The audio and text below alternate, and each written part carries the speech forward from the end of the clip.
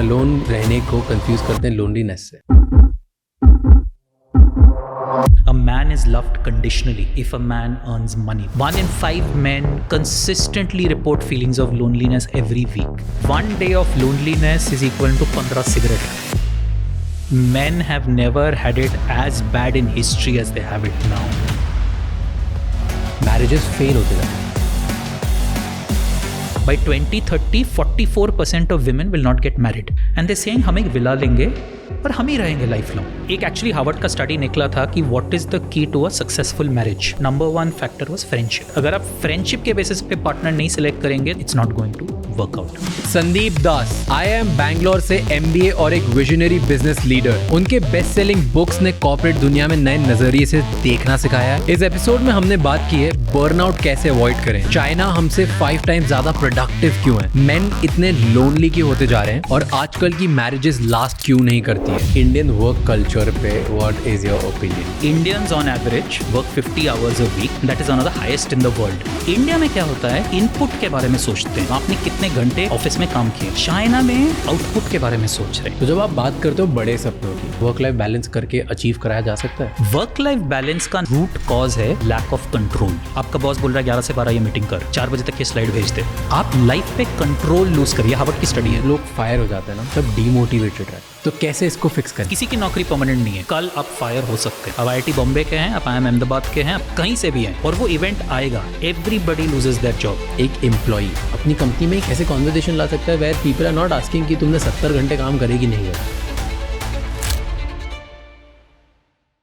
आगे बढ़ने से पहले इस चैनल को सब्सक्राइब कर लीजिए ताकि हम आपके लिए इसी तरह से और इंसाइटफुल और बेहतर पॉडकास्ट बनाते रहें। एंड इस पूरे शो का ऑडियो एक्सपीरियंस Spotify पे अवेलेबल है, जहाँ पे आप हमें फॉलो कर सकते हैं।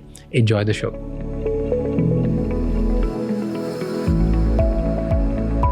मुझे बताओ, इंडियन वर्क कल्चर पे what is your opinion? Are you aware with all this debate, work life balance, हमारी जनरेशन सॉफ्ट हो रही है, हार्ड हो रही है, whatever, what is your opinion? Indian work culture के बारे में थोड़ा बात करते हैं। So if you look at जो ट्रेडिशनल रिसर्च है, अभी एक वर्ल्ड लेबर ऑर्गेनाइजेशन से रिसर्च आया था कि Indians on average work 50 hours a week on average, that is one of the highest in the world.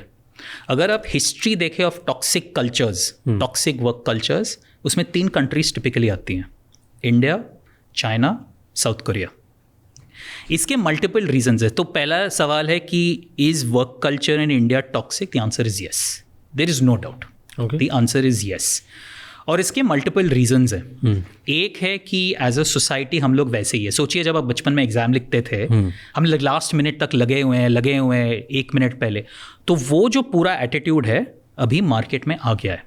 And that is how we run our business. आखिरी moment तक करते रहो, and तक करते रहो। बट इंडिया और चाइना में एक डिफरेंस है। फॉर एग्जाम्पल, अगर आप प्रोडक्टिविटी देखेंगे, कहा जाता है कि चाइना की productivity 5 times more than India है। सिंपल नंबर्स है, इंडिया की GDP $4 ट्रिलियन है, चाइना की GDP रफली 18 to 20 ट्रिलियन है। दोनों की पॉपुलेशन बराबर की है। तो अगर आप GDP पर पर्सन देखें, 5x का फैक्टर है, रफली वही मैथ्स है। नाउ द क्वेश्चन इज, ये क्यों है? दोनों के कल्चर्स खराब है। तो चाइना में एक टर्म है विच इज कॉल्ड 996। अब सुबह 9 से रात के 9 बजे काम कीजिए 6 दिन तक। तो उनके भी वर्क आवर्स खराब है, हमारे भी वर्क आवर्स खराब है। तो ये प्रोडक्टिविटी गैप क्यों हो रहा है? हम अगर इतना मेहनत कर रहे हैं तो प्रोडक्टिविटी हो क्यों नहीं रही? इसके मल्टीपल रीजन है। एक है कि इंफ्रास्ट्रक्चर। मैं बैंगलोर से आता हूँ, वहाँ पे point A to point B जितने भी किलोमीटर हो 1 घंटा लगता है। तो हर हफ्ते में any Bangalore person spends 10 hours on the road. उसके बाद वो थका हुआ रहता है, सो जाता है, तो वैसे ही प्रोडक्टिविटी कम है। The second bigger problem is mind set. Indian worker जो इतना काम कर रहा है, प्रोडक्टिव क्यों नहीं है? It is the mind set. I will give you an example. India में क्या होता है, हम लोग इनपुट के बारे में सोचते हैं, टिपिकली फेस टाइम, आपने कितने घंटे ऑफिस में काम किए। चाइना में आजकल लोग आउटपुट के बारे में सोच रहे हैं। मैं एक आपको एग्जांपल दूंगा। लास्ट ईयर स्टैनफोर्ड यूनिवर्सिटी ने एक रिसर्च किया था AI के ऊपर कि कौन सी कंट्री AI में कितनी आगे है। US was 1, China was 2, India was 4। तो उन्होंने 40 पैरामीटर देखे। एक पैरामीटर उसमें था कि कितने मशीन लैंग्वेज मॉडल उस कंट्री से आए हैं। तो US का नंबर था 61, चाइना का नंबर था 15, इंडिया का 0। ओके जब ये रिसर्च निकला तो चाइना में पूरा कॉन्वर्जेशन हो गया, अरे यूएस 61 पे है, अगले साल 70 मशीन लैंग्वेज मॉडल्स पे चला जाएगा, हम 15 मॉडल से 70 मॉडल एक साल में कैसे निकाले। तो पूरा कॉन्वर्जेशन हो रहा है, एकेडमिशियन आया, गवर्नमेंट का कोई आया, इंडस्ट्रियलिस्ट आया, स्किल आया, तो उधर वो लोग 70 मॉडल की बात कर रहे हैं, हम लोग इंडिया में 70 घंटे कैसे निकाले वर्कफोर्स से वो बात कर रहे हैं। So that is the difference. और ऐसा नहीं इंडिया में टैलेंट कम है, यही आईटी इंजीनियर यूएस में जाके गूगल का सीईओ बनता है, यही आईटी इंजीनियर यूएस में जाके माइक्रोसॉफ्ट का सीईओ बनता है। टैलेंट का कोई प्रॉब्लम नहीं है, माइंडसेट का प्रॉब्लम है। हम लोग पूरा फेस टाइम के बेसिस पे चलते हैं, वो लोग आउटकम के बेसिस पे चलते हैं। यही इंडियन कल्चर मूव नहीं कर पा रही है। तो ये प्रॉब्लम कहाँ पर है? This is employee problem, employer problem, government problem? I think एक है, कैसे नहीं आ रहा है? एक मैं कहूँगा कि थोड़ा बहुत इंफ्रास्ट्रक्चर का तो प्रॉब्लम है ही, जो मैंने कहा कि ट्रैवल इतना ज़्यादा रहता है। प्राइमरीली लीडर्स का प्रॉब्लम है, प्राइमरी लीडर्स का problem. If you see the history of Indian business, हमने प्रीमियम वर्ल्ड बीटिंग ब्रांड्स नहीं बनाए, बहुत कम बनाए। जैसे आप चाइना में देखिए, अभी सोशल मीडिया में TikTok is bigger than Instagram. We are going in US, they are going in the US, TikTok is bigger than Instagram. आप इलेक्ट्रिक व्हीकल्स की बात कीजिए, Tesla BYD is getting bigger than Tesla, almost same, मतलब their units they are already bigger. If you look at phones, Huawei has better mobile phones than iPhone, many people believe, because they're foldable, high tech, etc. Really? Yeah. But not even close. Not revenue wise, but unit wise and feature wise. Okay. They're coming there. So Alibaba is already one of the world beating platforms. Shein की बात करें fast fashion में, they are going and dominating in the US. If you look at WeChat, दुनिया का best super app है। तो China से जो कंपनीज बन रही है, they are going to the US, dominating there in across the segments. India का जो हिस्ट्री ऑफ इंडियन बिजनेस अगर आप देखेंगे, typically we have had a trader mindset. हम यहाँ पे बहुत अच्छी टैलेंट है, बहुत कम पैसे पे मिलती है, उसको हम बाहर जाके थोड़ा बहुत सर्विस कर देते। So we don't have world beating brands that operate in the premium segment. We don't have it as a country, that is one of the problems. हमारी कितने वर्ल्ड बीटिंग ब्रांड्स है? बहुत कम है। कौन से सेक्टर्स में हम रियली वर्ल्ड बीटिंग है? The only one that comes to my mind is the hotel industry. The Taj and the Oberoi group will match any 5-star hotel in the West. But other than that, बाकी हमारी नहीं है हमारे। तो that is where the problem is कि हमें सोचना पड़ेगा कि कल इंस्टाग्राम का कंपेटिटर इंडिया से कैसे निकलेगा, कल टेस्ला का कंपेटिटर इंडिया से कैसे निकलेगा। हमें वो थॉट प्रोसेस आई थिंक अभी तक आया नहीं है। और ये हो सकता है क्योंकि हमारी जर्नी वैसी है, अभी हम लोग थोड़े इमर्जिंग से हायर इमर्जिंग पे आ रहे हैं, तो इकोनॉमिक जर्नी है।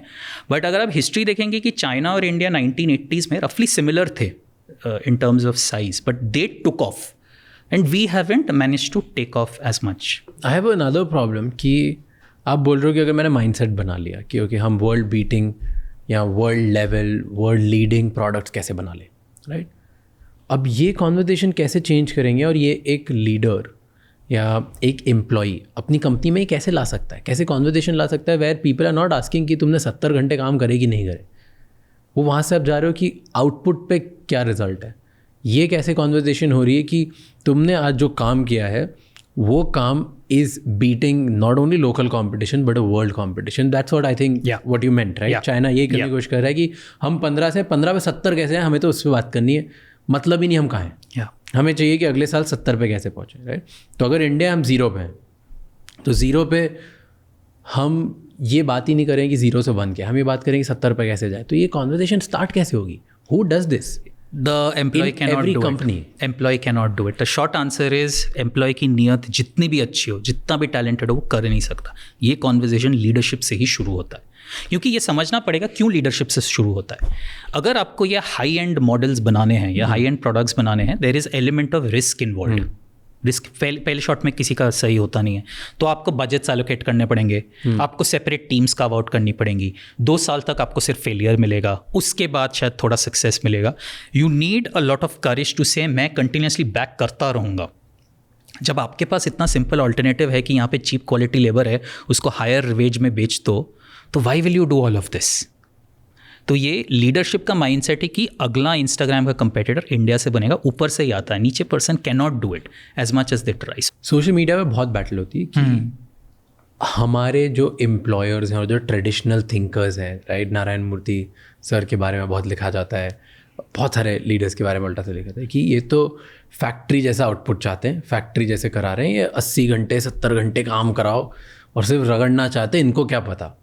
टॉक्सिक बना रखा है, right, toxic culture.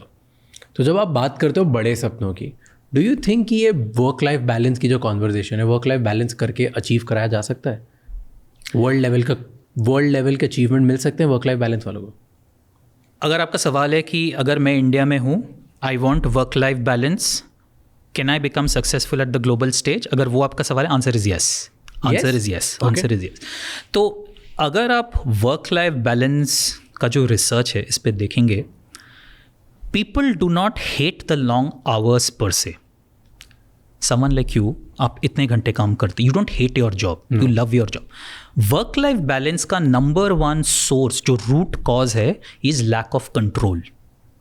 Lack of control का मतलब आपका दिन का एजेंडा कोई और चला रहा है। आपका बॉस बोल रहा है 11 से 12 ये मीटिंग कर, 4 बजे तक ये स्लाइड भेज दे, फ्राइडे शाम को ये कर देना। आप लाइफ पे कंट्रोल लूज करिए। ये हार्वर्ड की स्टडी है, ये हार्वर्ड की स्टडी है। तो आप when you start losing control is when you have a problem with work life balance. Amitabh Bachchan इस उम्र में इतना काम करते हैं, क्लियरली उनके पास वर्क लाइफ बैलेंस नहीं है। He is 80+, he is not complaining because he has control and he loves what he is doing. The trick to work life balance is only control over your life. Harvard study, क्योंकि number of hours आप कम नहीं कर सकते। And some people like to work. You love your job, you love to work. So the question is, how do you build control?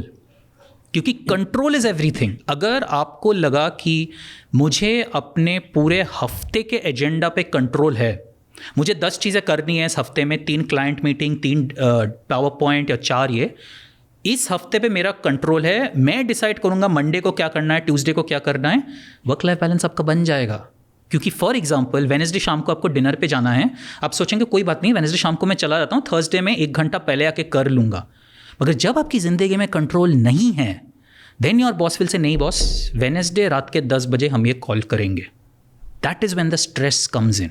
Work life balance is only about control. So the question is, how do you get control? So interesting. This is so wow. This is a Harvard study. It came down to control.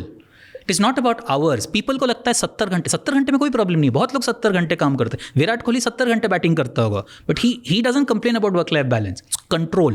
The only thing is control. Makes so much sense. Shit. मैंने इस बारे में कभी इस sense में सोचा नहीं. I liked it. ये एक ह्यूमन ट्रूथ है. We all love to have control. ये ह्यूमन ट्रूथ है. I don't want to give my control to your life. तो I want to have control. Negotiation में एक theory है, and slightly diverting, but it's very interesting, कि how do you make the other person feel in control, but actually आप चला रहे हो ship. It's a very interesting theory. तो for example, you walk into a room. I will ask you a simple thing like, Raj, ये AC का temperature कितने पे set करना है? Please set it. I am giving you a sense of control. The second human theory that is at play is called reciprocity.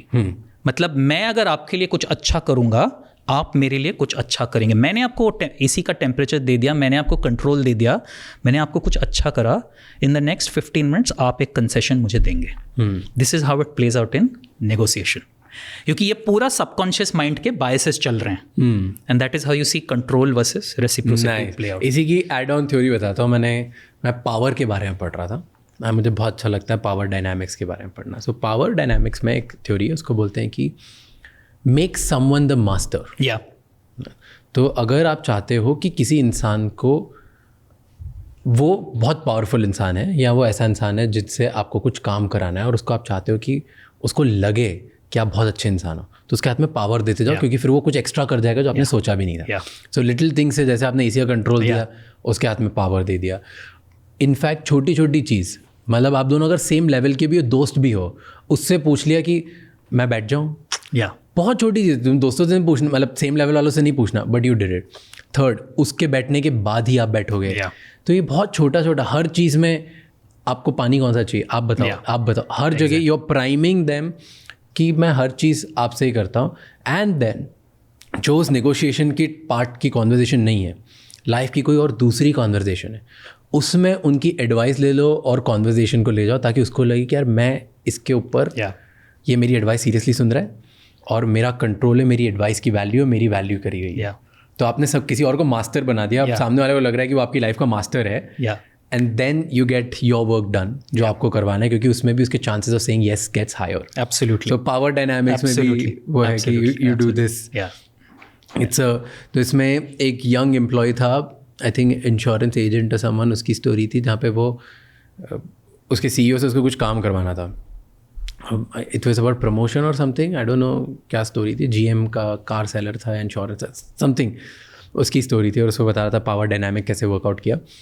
तो उसको promotion कराना था, तो उसने सीईओ के साथ ऑफर किया उसको कि मैं आपको पूरे, आप ट्रिप पे जा रहे हो, मैं पूरे दिन आपको असिस्ट कर देता हूँ। एंड पूरे दिन उसने हर जगह सिर्फ सीईओ की परमिशन ली। सो ही ग्रैंड कि आपको नहीं लगता कि मैं पेट्रोल भरवा लेना चाहिए, अच्छा मैं भर दूँ, मैं कर दूँ। तो वो एक छोटी छोटी चीज़ कर रहा था, where he played out well. And last में जब वो नेक्स्ट मतलब वो घर गए, तो घर जाने से पहले उसने बोला कि आपको नहीं लगता कि जो एम्प्लॉयज़ बहुत ज़्यादा काम करते हैं, जो आपके सही है, उनको आपको रिवॉर्ड करना चाहिए। छोड़ दिया, फुल डे वो कंट्रोल में था। नेक्स्ट डे सीईओ ने आगे बढ़ के उसको बोला कि यार मैं 3-4 लोगों का तो प्रमोशन कर रहा हूँ, बट तेरा भी कर रहा हूँ। Now if the CEOs are listening to this podcast, they will know next time क्या हो रहा है। तो अब आज के ज़माने में वर्क करती कि नहीं करती, I don't know, but years ago जब मीडिया का इन्फ्लक्स इतना कम था और ये कॉन्वर्जेशन नहीं थी, जिसने भी इस आइडिया के साथ सोचा this must be something good. आज परमिशन मार्केटिंग इतनी काम नहीं करती, because now people know. So this was a power dynamic. हाँ, तो आप मेरे को बता रहे थे कि कंट्रोल, लैक ऑफ कंट्रोल की वजह से लोगों को work life balance, issue is only about lack of control. तो द क्वेश्चन इज आप कंट्रोल लाइफ में कैसे ला सकते हैं, और इंडिया में actually the only answer is आपको वैसे बॉसेस मिलने चाहिए who believe in the same concept. Now the thing is कभी कभी होता है आपको अच्छे बॉसेस मिल जाते हैं, ऐसा नहीं है, तो आपका एक जो लाइन मैनेजर है बहुत अच्छा है, बट क्या गारंटी है जो उसके ऊपर 4-5 लोग हैं वो सेम फिलॉसफी फॉलो कर रहे हैं। So that is where the work life balance problem starts. ऐसा नहीं है कि ये जो एक मिसकंसेप्शन है कि जेन ज़ी वर्कर्स काम नहीं करना चाहते, ऐसा नहीं, वो काम नहीं करना चाहते, बहुत मेहनती भी लोग हैं। प्रॉब्लम है आप उनकी ज़िंदगी को कंट्रोल करेंगे तो फिर प्रोटेस्ट आने लगेगा। आप उनको बोलिए आप इतना कीजिए, 5 दिन में कर दीजिए, आप अपने हिसाब से कर दीजिए, बहुत बढ़िया काम मिलेगा आपको। Give them control, that is the root cause of work life balance. आपने एक स्टेटमेंट यूज़ किया था कि ट्रेडिशनल लीडर्स, हाँ, बीच में, क्योंकि ट्रेडिशनल लीडर्स एक तरीके से सोचते हैं कि इतने घंटे काम करने, बात एक्चुअली ट्रेडिशनल लीडर की नहीं है।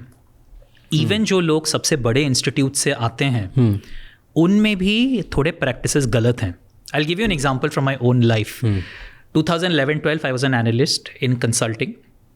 हमारे लॉन्ग आवर्स होते थे, तो एक I was an analyst, my friend was an analyst, और एक प्रिंसिपल आया था। Principal slightly higher up in a consulting firm.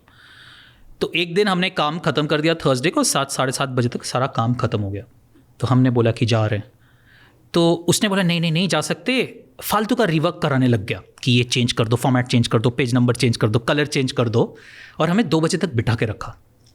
अगले 2-3 दिन तक यही हम फॉर्मेट चलता रहा। He comes from one of India's best business schools, this person. 3 दिन के बाद हमें लगा अरे इसको काम से मतलब नहीं है, इसको हमें 2 बजे तक ऑफिस में बिठाना है। तो हम दोनों ने पूरा अपना मोडस ऑपरेंडी चेंज कर दिया।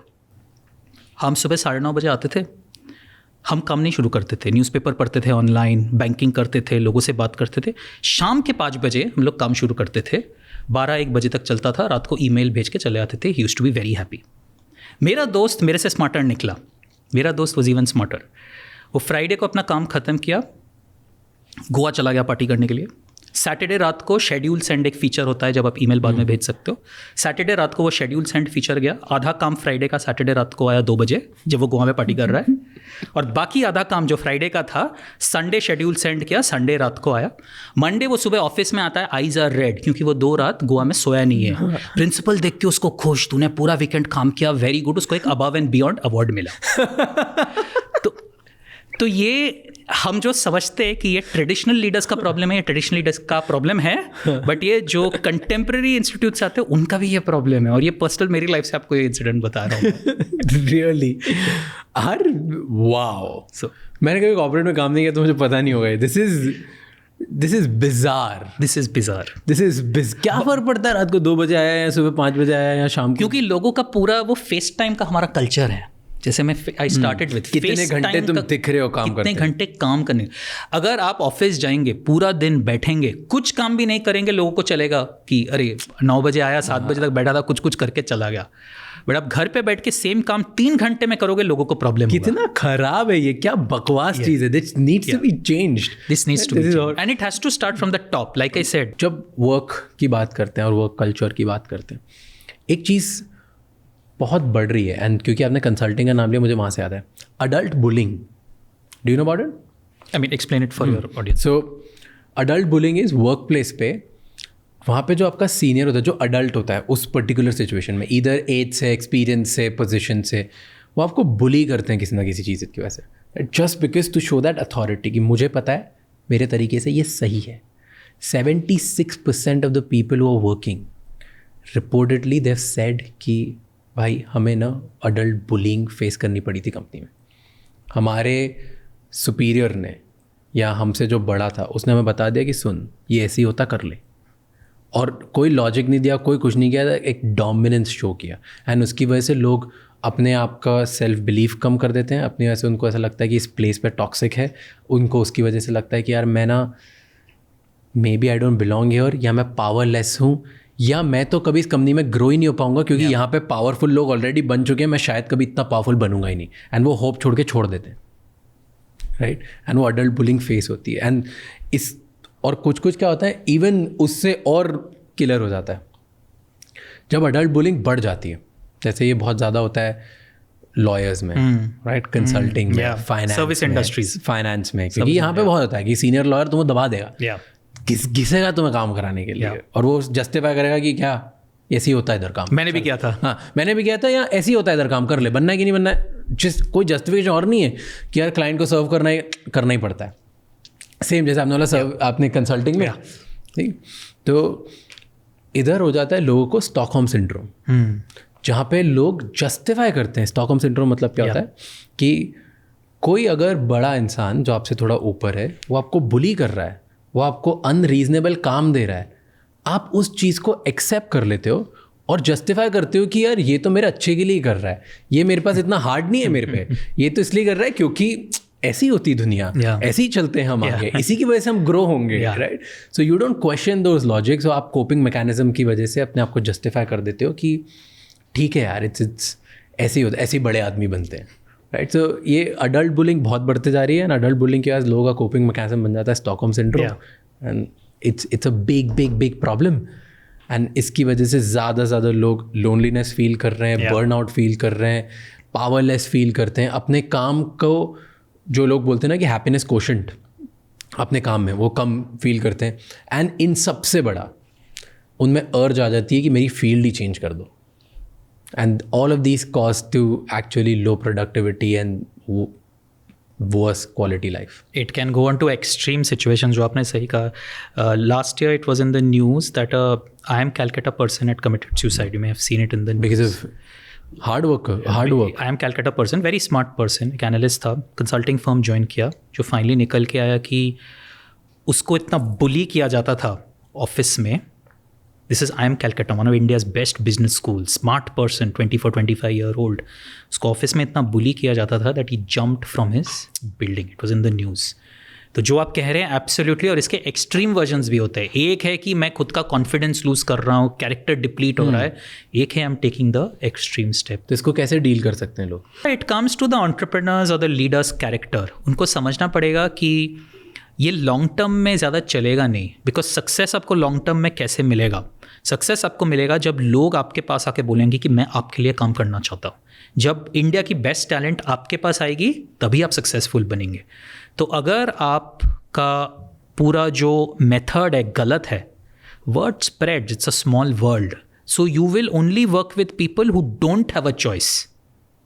The people who have a choice will move on. You will work with second grade talent, और वो आपके ग्रोथ को अफेक्ट करेगा. क्योंकि आपका ग्रोथ नहीं हो रहा है, फिर से आप उसको ज़्यादा कंट्रोल करोगे, ज़्यादा बुली करोगे, और एक वो विशियस साइकिल चलता रहेगा. तो ये सिंपल मैच्योरिटी है कि अगर आप ये बंद कीजिए, आपका गुड नेम स्प्रेड होगा, quality people will come to you, it becomes easier for you. ये लोग आपकी तरक्की करा देंगे. सिंपल थॉट प्रोसेस है, बहुत मुश्किल है करना. मैं बस ये बोलूँगा लोगों को कि जिसको भी अडल्ट बुलिंग फेस हो रही है, जिसको ऐसा लगता है कि यहाँ पे एक तौर तरीका है, इन लोगों के हिसाब से मुझे काम करना पड़ता है और ऐसे ही चलता है, तो मुझे भी इसमें पार्ट बनना पड़ेगा। इन सब चीज़ों की वजह से एक चीज़ होती है हर इंसान के साथ, उसको बोलते हैं डी इंडिविजुअलाइजेशन। वो खुद को खो देते हैं एक ग्रुप में, उस ग्रुप के नॉर्म्स और सोशल प्रेशर के चक्कर में। वो बोलते हैं अरे सब तो कर रहे हैं, तुम उसमें बिलीव नहीं करते हो, तुम्हारा लॉजिक ब्रेन अलाउ नहीं करता है कि ये करना चाहिए, तुम्हारी वैल्यूज़ और सिस्टम्स के अकॉर्डिंग तुम्हें लगता है कि ये क्यों कर रहे हैं, क्या कर रहे हैं, बट तुम करने लग जाते हो क्योंकि तुम्हें लगा सब कर रहे हैं तो सही होगा, कर लेते हैं। तो तुम्हारा मन नहीं है, तुम्हारा दिल नहीं है, तुम्हारा ब्रेन नहीं है, तुम्हारा लॉजिक नहीं है, लेकिन तो भी तुम कर रहे हो क्योंकि बाकी सब कर रहे हैं। एंड इसकी वजह से जब तुम ये बार बार करने लग जाओगे ना, तो तुम खुद की इंडिविजुअलिटी खो दोगे। एंड जब तुम इंडिविजुअलिटी खो दोगे तो ग्रोथ नहीं होगी लाइफ में, खुद का कोई स्टैंस नहीं होगा, खुद का कोई स्टैंस नहीं होगा तो स्ट्रगल करोगे, खुद स्ट्रगल करोगे तो लोनलीनेस होगी, एंड पता नहीं कितनी चीज़ें होगी, you lose your self and life में आगे नहीं बढ़ पाओगे। बिकॉज देन आप हमेशा ढूंढते रहोगे कि अच्छा ये ग्रुप था, अब मैं दूसरे किसके सोशल प्रेशर में आ जाऊँ, मैं तीसरे किसके सोशल प्रेशर में आ जाऊँ, ये आदत बन जाएगी और कभी भी लाइफ में इंडिविजुअल होकर आगे लीड नहीं कर पाओगे, you won't be able to grow. Correct. Group लोगों को लगता है ग्रुप में बाकी सब जो बोल रहे हैं वो सही होगा, मैं गलत हूँ। तो ये ग्रुप और अडल्ट बुलिंग और पावरलेस फीलिंग की वजह से लोग डी इंडिविजुअलाइजेशन फील करते हैं। It's a very good point. मैं एक एग्जांपल ऐड करना चाहूँगा, जो आपने कहा लोग पावरलेस फील करते हैं। वन ऑफ द मिस्टेक्स लोग इंडिया में क्या करते हैं कि they associate the company name with their identity. I am a partner at this company. Sandeep क्या करते हो? I am a partner at this company, I am a manager at this company.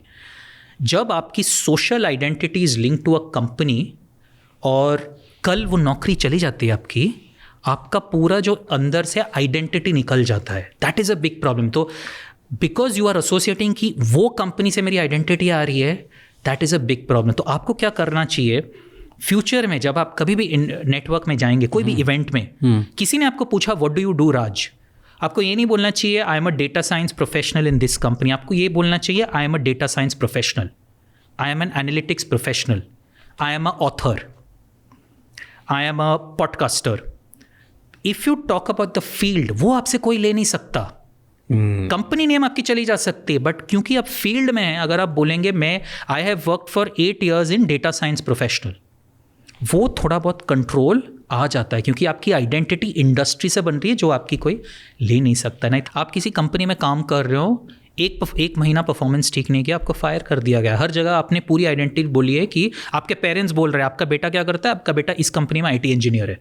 कल वो नौकरी चली गई, पेरेंट्स के दिमाग में वो इमेज बन चुका है, रिलेटिव्स के दिमाग में वो इमेज बन चुका है, तो वो पूरा एक आइडेंटिटी क्राइसिस सब पे आ गया। That is also an element of D individualisation which you spoke about. Interesting. तो लोग जब फायर हो जाते हैं तब क्या करना चाहिए उन्हें? लोगों को हमेशा बोलना चाहिए कि I work for a industry, मैं एक डेटा साइंस का प्रोफेशनल हूँ, मैं एक डेटा साइंस का प्रोफेशनल। कभी कंपनी अनलेस पूछा जाए बोलना नहीं चाहिए। सेकेंड है, अगर फॉर सम रीज़न नौकरी चली जाती है, और नौकरी सबकी जाती है, आपको बोलना चाहिए कि इधर मैं कोई I am taking time off to do a degree, शायद आपको पढ़ना भी चाहिए, या फिर I am just taking time off for a sabbatical, या अगर आपको कोई छोटा जो साइड हसल है आप करना चाहिए, तब आपको बोलना चाहिए। कभी नहीं बोलना चाहिए कि मैं घर पे बैठा हुआ हूँ। ऐसा कुछ भी नहीं, कभी नहीं बोलना चाहिए मैं घर पे बैठा हूँ। बोलना चाहिए मैं इधर पढ़ाई कर रहा हूँ, छोटा सा बिजनेस क्रिएट कर रहा हूँ, या फादर के बिजनेस में हेल्प कर रहा हूँ, या just travelling the world to pursue my interest. But कुछ तो दिखाना चाहिए आपको। क्यों ऐसे? देखिए, as a recruiter, I will come from a recruiters perspective here. I have done recruiting for 15 years। As a recruiter मुझे पता है सबकी नौकरी जाती है, स्पेशली दीज डेज सबकी नौकरी जाती है। क्वेश्चन में इवेल्युएट कर रहा हूँ कि for example cricketer, every cricketer gets dropped. Drop होने के बाद आप क्या कर रहे हो, that is revelation in to the person's character. तो आप अगर ड्रॉप हो गए, Sourav Ganguly got dropped in 2005। After that Sourav Ganguly ने 9 महीने प्रैक्टिस की, फिटनेस पे काम किया, and he kept doing something and he came back into the Indian team. तो वो देखना कि आपका जो पाथ है बहुत इंपॉर्टेंट है, क्योंकि मुझे पता है सब फायर होंगे, बट उस फायर होने के बाद आप घर पे बैठ के रो रहे हो या कुछ एजुकेशन स्किल बढ़ा रहे हो, दुनिया घूम रहे हो, छोटा सा बिजनेस ट्राई कर रहे हो, वो देखना बहुत ज़रूरी है, क्योंकि इसका मतलब इसमें वो परसिवियरेंस है। And the come back is a matter of time. मुझे पता है 6 महीने में वापस ये कम बैक कर लेगा। So that is why it is very important never to sit idle. हाँ, पर सो आई गेट इट। एक चीज़ है कि आइडल बैठना नहीं चाहिए, तुम्हें करते रहना चाहिए। एक चीज़ है झूठ बोलना कि मैं कुछ कर रहा हूँ just to improve my chances कि इस कंपनी में मिल जाए क्योंकि रिक्रूटर को ये आंसर अच्छा लगेगा, तो ये तो गलत है। ये गलत है, बट अभी आपको समझना चाहिए रिक्रूटर अगर 15 साल से रिक्रूटिंग कर रहा है वो एक वर्ड में समझ जाएगा तुम कितना जानते हो कितना झूठ है। वो तो 2 क्रॉस क्वेश्चन करेगा, आंसर नहीं कर पाओगे और वो लोगों को समझ में आ जाता है। फिर तो फंस गए, अगर फायर करने के लोग फिर तो फंस गए। अगर आप झूठ बोल रहे हो तो फंस गए। देखिए एक नोशन है कि अगर आप फायर्ड हो गए और अगर आपके पिताजी की छोटी सी दुकान है बट आप उस दुकान में काम कर रहे हो, जो लोग शायद छोटा काम मानते हैं, कोई प्रॉब्लम नहीं है, उस छोटे काम में आप कीजिए, कुछ नया कीजिए, रिक्रूटर को दिखाइए, रिक्रूटर विल अप्रिशिएट इट। कि आपने दुकान में गए, आप कैशियर बने, उसमें आपने जस्ट QR कोड लगा दिया, इतना ही किया, बट उसके लिए इतना एफिशिएंसी आ गया, the recruiter will appreciate it. But अगर आपने बोला कि मैंने अपने फ्रेंड के साथ स्टार्टअप किया, हमने ये किया वो किया और पूरा झूठ है, 1 मिनट में रिक्रूटर पकड़ लेगा। एंड तो size of the work doesn't matter, work matters. पर उस टाइम पे जब लोग फायर हो जाते हैं ना, तब डीमोटिवेटेड रहते हैं। 2 जोन्स होते हैं, मैंने देखा है। एक तो होता है कि ठीक है दूसरी जगह मिल जाएगा, दैट्स अ जोन। वो बहुत लिमिटेड लोग होता है जो मोटिवेटेड होते हैं कि it's fine, it's part of life, वो लॉजिकल होते हैं, इस कंपनी में वर्कआउट नहीं हुआ दूसरी जगह हो जाएगा, हर किसी का अलग अलग होता है। बाकी 2 होते हैं, एक होता है कि जो होता है कि शौक आता है, शौक की नौकरी चले गई, अब मैं बर्बाद हो गया, और डीमोटिवेट हो जाता है इंसान, उसको समझ नहीं आता करना क्या है, वो डेस्परेट जगह चले जाता है, डर डर डर डर डर, और उस डर की जगह में जो उसका एक्चुअल स्किल इंटेलिजेंस होता है वो भी काम नहीं कर रहा था, डर टेक ओवर कर देता है। दूसरे टाइप के लोग होते हैं जो रिवेंज में होते हैं मैं इस कंपनी को बताऊंगा इसने मेरे को कर कैसे दिया मैं अब लिंक्डइन पे लिखूंगा, मैं ये करूंगा, मैं मारूंगा, मैं इनके नाम बदनाम करूंगा। दोनों जगह नेगेटिव एनर्जीज आपको टेक ओवर कर देती है। तो आपका इतना लॉजिकल ब्रेन या सेंस ही नहीं करता कि भाई मैं इस टाइम पे ट्रैवल करूँ, मैं छोटा काम करूँ, मैं बड़ा काम करूँ, मैं सिंपल फिक्स है। तो कैसे इसको फिक्स करें? सिंपल फिक्स है। देखिए एक रियलिटी है कि जो भी आपका पॉडकास्ट अभी सुन रहा है, किसी की नौकरी परमानेंट नहीं है, ये आप मान के रखिए। कल आप फायर हो सकते हैं। आप IIT बॉम्बे के हैं, आप IIM अहमदाबाद के हैं, आप कहीं से भी हैं, tomorrow anybody who is listening to the podcast you can get fired.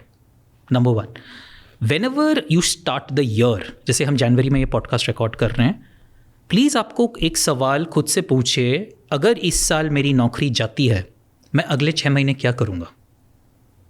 अभी भी अगर लाइफ में कोई प्रॉब्लम नहीं है, बट खुद से सवाल पूछिए रात को, अगर ये 6 महीने बाद मेरी नौकरी जाएंगे, मैं 6 महीने के लिए क्या करूँगा। अगर आपके दिमाग में ये आपने सोचा है, और हर साल जनवरी में आपको ये सवाल खुद से पूछना चाहिए कि मैं क्या करूँगा, तो जब वो इवेंट आएगा, और वो इवेंट आएगा एवरीबडी लूजेस देयर जॉब, तब आपको वो शौक उतना लगेगा। तो दूसरा टाइप आपने बोला जी कि तू जानता है मैं कौन हूँ, मैं ये करूँगा, मैं वो करूँगा। There is a research that says anger is important for success. Yeah. Anger is important for success. आप Virat Kohli is a classical example. किसी ने जाके विराट कोहली को ऐसे पोक किया, विराट कोहली 100 मारता है। तो anger is important for success, but the thing is आपको वो एंगर सही डायरेक्शन में लेके जाना चाहिए। अगर आप ग्लास डोर पे जाके कचरा लिखेंगे कोई फ़ायदा नहीं होगा, बट आप सुबह 5 बजे उठ के कुछ स्किल सीखेंगे 6 महीने, that anger will deliver results for you. तो वो एंगर को चैनलाइज करना बहुत ज़रूरी है। बहुत लोग ये भी बोलते हैं कि हम एक कंपनी में ज्वाइन करा, हम लोग बहुत एक्साइटेड थे, हमें बहुत काम करना था, बहुत एम्बिशियस थे, उसके बाद लेकिन उस कंपनी का स्टैंडर्ड बहुत ऊपर था, तो वो अचीव करने के चक्कर में ना बर्नआउट हो गया। What do you feel, burnout क्यों होता है? I have a different theory, I will tell you, what do you think burnout क्यों होता है? आई थिंक बर्नआउट इसलिए होता है कि एक तो वो कंट्रोल की बात आती है, दूसरा है आप अपने काम में वैल्यू नहीं देख रहे हैं।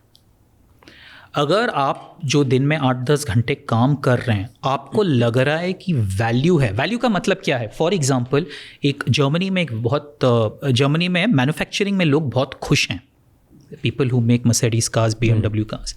तो लोगों को एक बार रिसर्च किया गया कि ये फैक्ट्री वर्कर्स जो इतना मतलब लो लेवल का काम करते इतने खुश क्यों हैं?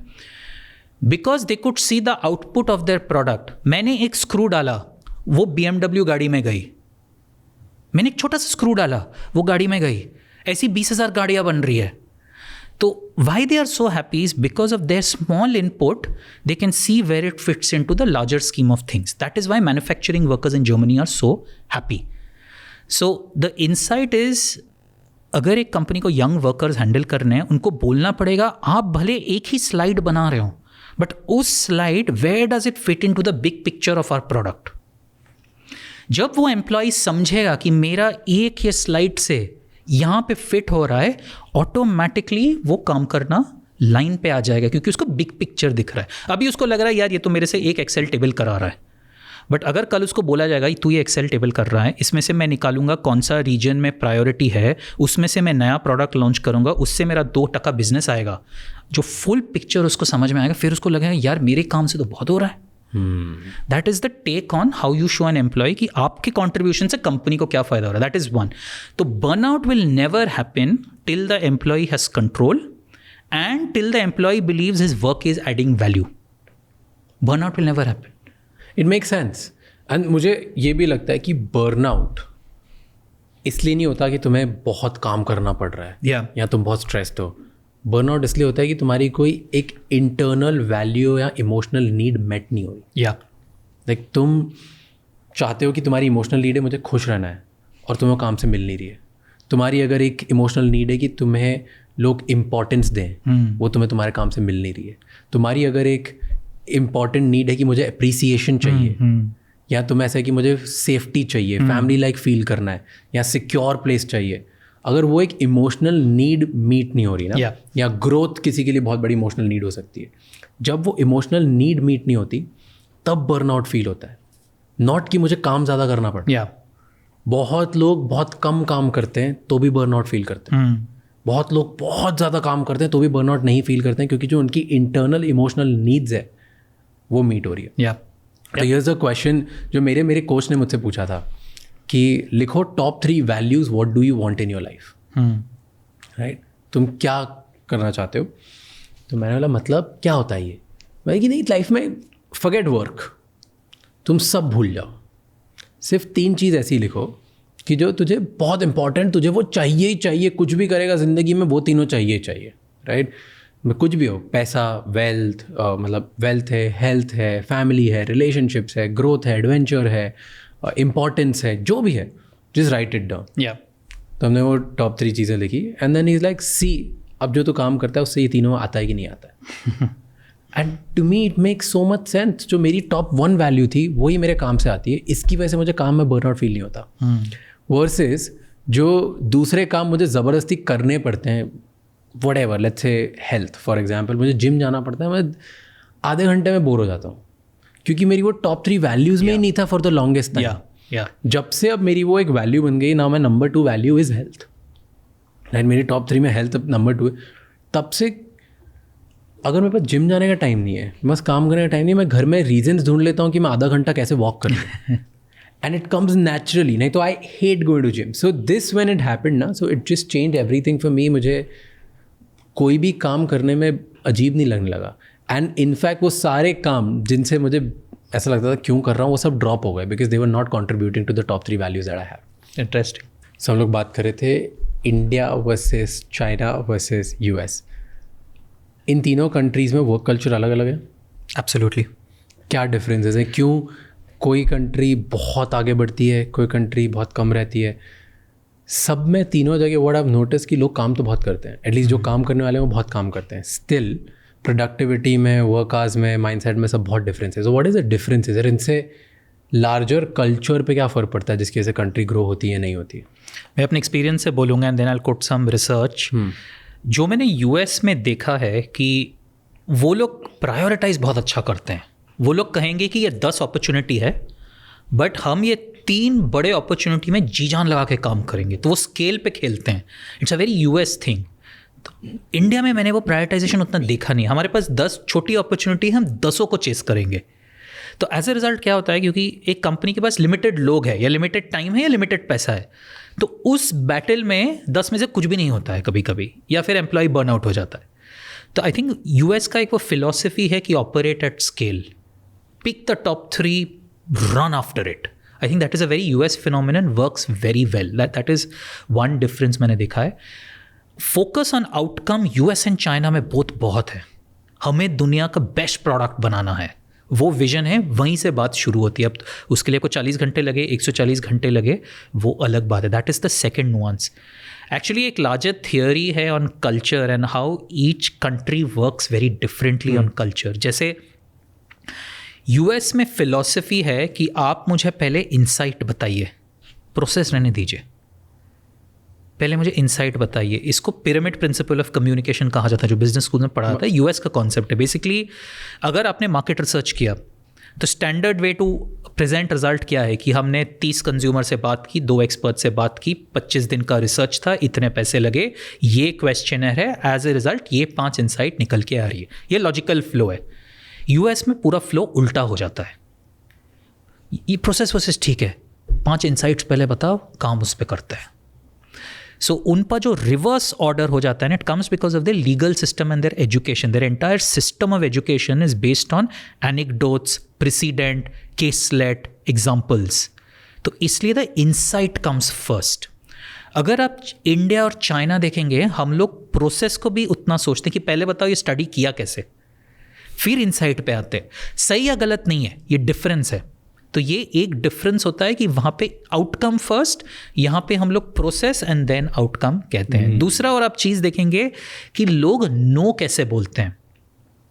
इन चाइना और कंट्रीज़ लाइक जापान, नो बोलना बहुत मुश्किल है। अगर मैं बॉस हूँ और मैं कहता हूँ Raj will you come and work on Sunday for me, समझिए you are a part of my team. In China they will say yes I can, but मेरी बच्ची का बर्थडे है और आपकी एक्सपेक्टेशन है कि मैं समझ जाऊंगा कि आप तो यस बोल रहे हो बट ना है। यूएस में वो बोलेगा सॉरी आई कैन नॉट, बच्ची का बर्थडे है। तो कल्चरली नो का बहुत डिफरेंस होता है। इंडिया में आई थिंक थोड़ा मिक्स्ड है। इंडिया में भी I think is very close to China and Japan, but a lot of bosses don't accept. जैसे जापान में अगर आप बोलेंगे कि मेरी बच्ची का बर्थडे, बॉस मान जाएगा। इंडिया में शायद बॉसेस मानते नहीं है, या नो है ही नहीं, नो है ही नहीं, नो कॉन्सेप्ट नहीं है। सो that is another difference in culture that comes. तीसरा है सेंस ऑफ टाइम। जैसे अगर 7 o'clock को आपको इनवाइट किया गया है यूएस में, 6:58 आपको पहुंच जाना चाहिए। प्राइवेट सेशन हो, पब्लिक सेशन हो, घर पे हो, ऑफिस में हो। अगर दिल्ली में एक शादी हो रही है और 7 बजे आपको बुलाया गया है, अगर आप 7 बजे पहुंच जाएंगे तो वो इंसल्ट माना जाता है ब्राइड को। अगर दिल्ली में 7 बजे शादी हो रही है तो रात के 12 बजे जाइए, वो है लेट। तो इंडिया में जो कंट्रोल ऑफ टाइम है, और ये सही गलत नहीं है, ये हमारा कल्चर है कि हम 7 बजे मतलब ऑफिस का मीटिंग अगर 11 बजे शुरू हो रहा है, हम 11 बजे नहीं आते। अ lot of Asian cultures don't. US में 11 बजे मतलब 11 बजे मीटिंग शुरू होगी। जर्मनी में 11 बजे मतलब 10:58 को मीटिंग शुरू होगी। तो ये सेंस ऑफ टाइम भी बहुत अलग होता है डिफरेंट कल्चर्स में। तीसरा नुआंस है कि आप ईमेल्स कैसे लिखते हैं। So there is something concept called low context country, high context country. जैसे हम अमेरिकन सिस्टम पे आज जा रहे हैं, तो इसका मतलब है आज आपने और मैंने मीटिंग की, मीटिंग के बाद मैंने लिखूंगा Raj here is the 10 points we discussed, इसके बाद आपको ये करना है, मेरे को ये करना है। ये बहुत नॉर्मल है क्योंकि उनका लो कॉन्टेक्स्ट सोसाइटी है। अगर आप मार्केट्स लाइक जापान और चाइना में ऑपरेट करेंगे which are high context, email लिखना थोड़ा सा रूड माना जाता है। Raj I have given you my word, आप उसको कॉन्ट्रैक्ट में क्यों लिख रहे हो? So here are small nuances that come in different working cultures कि कहाँ पे ईमेल लिखा जाता है, कैसे नो बोला जाता है, कौन से टाइम पे मीटिंग शुरू होती है। एक और है concept between the working cultures is concept of trust. We have been touching upon कि ट्रस्ट बहुत ज़रूरी है, ट्रस्ट से बिजनेस आता है। यूएस में trust is what is called head led trust. मतलब if I believe you are good at your work, और अगर आप मेरे सोशल सर्कल में नहीं है बट मैं समझता हूँ आप अपने काम में गुड है, I will do business with you. China में something called heart led trust which is also in India, और ये कॉन्सेप्ट आता है कॉल्ड गुआनजी। इसका मतलब ये है कि you may be good at your work, अगर आप मेरे सोशल सर्कल में नहीं है मैं आपसे बिजनेस नहीं करूँगा। तो यूएस और चाइना में हार्ट लेड ट्रस्ट है, यूएस में हेड लेड ट्रस्ट। इसका मतलब क्या है? अगर आप बिजनेस करेंगे, चाइना और इंडिया में हार्ट लेड ट्रस्ट है। अगर आप बिजनेस करेंगे in India, China, UAE, in 3 market में, spend time on dinners, spend time getting to know them personally, ये आपको बिजनेस में बहुत हेल्प करेगा। I did a workshop in Dubai. पिछले दिन 3 घंटे मैंने डिनर पे स्पेंड किया, अगले दिन ऑफिस में 15 मिनट में काम खत्म हो गया, बिकॉज ये हार्ट लेड ट्रस्ट का मॉडल है। तो the role of the dinner, role of the personal time is very very important in high context culture. US में अगर आप 3 घंटा डिनर पे स्पेंड करेंगे वो आपको पागल समझेगा, बट ये सब काम से ट्रस्ट का डेफिनेशन बहुत अलग है। जैसे आप चाइना में ऑपरेट कर रहे हैं, यूएस में you can do cold calling, आप लिंक्डइन में किसी को लिख सकते हैं, वो रिस्पॉन्ड करेगा शायद। चाइना में नहीं करेगा क्योंकि आप उसकी सोशल सर्कल में नहीं है। तो जब तक उसकी इनर सर्कल से आपको कोई रेफरेंस नहीं दे रहा है, आप उस सर्कल में बिजनेस नहीं कर सकते। Wow. So that is heart led trust, this is head led trust, and this is how working cultures differ. तो ये काम करना और बढ़ाना और समझना, it's like very difficult. India में is more like China, right? India is, it depends, certain access पे हम लोग स्लाइटली लाइक यूएस, जैसे हमें ईमेल लिखने का कल्चर है, हाँ, कोल्ड ईमेलिंग, कोल्ड कॉलिंग का है, बट ट्रस्ट में हम मोर हार्ट लेड हैं। एक बार आपसे मेरी दोस्ती बन गई, मैं आप ही के साथ बिजनेस करूंगा। टेल मी 3 ways यूएस में ट्रस्ट कैसे बना सकते हैं और इंडिया में कैसे बना सकते हैं? अगर आपको यूएस में ट्रस्ट बनाना है, you have to prove to the person कि मैं अपने काम में 30 मार खान हूँ। You have to prove to the person. तो एक, आपको टेस्टिमोनियल्स लगेंगे, क्लाइंट लोगोज लगेंगे, you need to prove. 3, you have to go meet them and prove to them you know your job. If you can prove to them you know your job, आपको business मिल जाएगा। Race नहीं आएगा, कुछ नहीं आएगा equation में, gender नहीं आएगा, रेस नहीं आएगा। You prove to them you know your job, you will get. India में even if you prove, you may not get the job. Person has to like you, person has to want to work with you. तो एक emotional connection India में ज़्यादा चलता है। कैसे किसी के साथ इमोशनल कनेक्शन बना सकते हैं ताकि वो आपसे, आप पे ट्रस्ट करे और आपको बिजनेस दे, आपके साथ काम करना चाहे? आई थिंक एक जेन्युइननेस होना चाहिए कॉन्वर्जेशन में। So for example, sharing about your family, sharing about your journey. एक ऑनेस्टी होनी चाहिए दूसरे पर्सन की स्टोरी को सुनने में। तो जब दूसरा पर्सन बात कर रहा है, ऐसा ना दिखे कि आप सिर्फ बिजनेस के लिए उनसे बात कर रहे हैं, वो इनऑथेंटिक हो जाता है। तो अगर आप जेन्युइनली दोस्ती बना रहे हैं, वो शायद उस दिन आपको बिजनेस नहीं देगा, बट कभी ना कभी आपको बहुत अच्छा बिजनेस देगा। So that authenticity in communication and that personal relationship matters a lot. And is it different for you? Is it different for women employees? कि same होता है? देखिए, fundamental human behavior doesn't change, but women employees के एक separate set of biases आ जाते हैं. जैसे The amount of time, for instance, if you are a man, I am a man, we can both go and play video games in the night. With a woman, it gets a little difficult. So, for instance, they say a lot of CEO decisions are taken over smoking breaks. तो मैं और CEO नीचे चले गए, वो cigarette smoke कर रहा है, मैंने चाय पी लिया, डिसीजन हो गया। लड़कियों के लिए वो थोड़ा मुश्किल हो जाता है। So some of those biases they face, but fundamental human behavior remains the same. But वो opportunity थोड़ा मुश्किल होता है उनके लिए। तो वो क्या कर सकती है? I think उनको थोड़ा, जैसे for instance, if you are a woman, and if you want to do business in these countries, use the lunch very well. Use the lunch very well. Have a 2-hour lunch. Have a half a day workshop or half a day customer meet outside the office. आप और उनके main counterpart consumer के घर जा रहे, you are spending time together.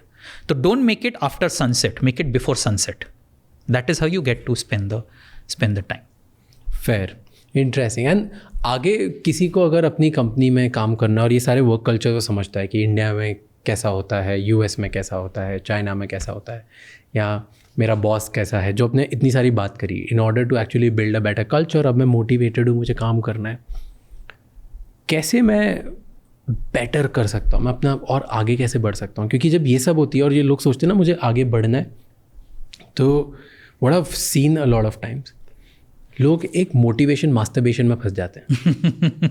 Right? Do you know motivation masturbation? Right? It's like you masturbating with motivation. So आप बहुत अच्छी बुक्स पढ़ते हो, बहुत अच्छे पॉडकास्ट देखते हो, बहुत अच्छी इन्फॉर्मेशन लेते हो, आप सोचते हो कि मैं आगे बढ़ूंगा, मैं ये करूँगा, आप प्लानिंग करते हो, बट आप सिर्फ ये सब कंज्यूम करते हो और सोचते ही रहते हो.